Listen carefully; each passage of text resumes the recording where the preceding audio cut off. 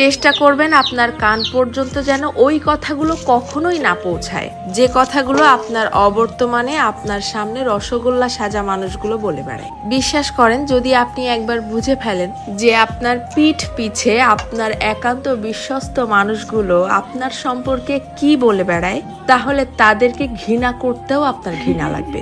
যদি আপনি বুঝে ফেলেন আপনার কান পর্যন্ত কোনো কায়দায় যদি কথাগুলো চলেও আসে, তখন আপনি এমনিতেই নিঃশব্দে মেনে নিতে বাধ্য হবেন যে আপনার আশেপাশে আসলে আপনার বিশ্বাসযোগ্য কেউ নেই। যখন কেউ আপনার প্রশংসা করবে, সেটা তারা কোনো রকম রিয়াকশন ছাড়াই চুপচাপ শুনবে।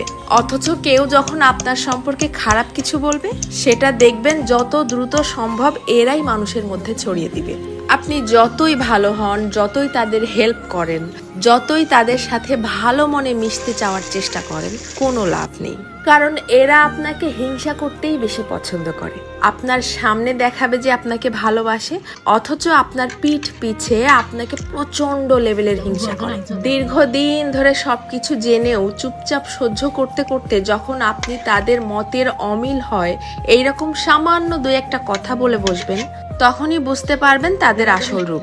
তাদেরকে এতদিন ধরে দেখানো আপনার সমস্ত সম্মান, ভালোবাসা, হেল্প, স্যাক্রিফাইস বিশাল আকারে ঢাকঢোল পিটিয়ে আপনার মুখের উপরে ছুঁড়ে মারবে, যেন এগুলো তাদের কাছে কিছুই ছিল না।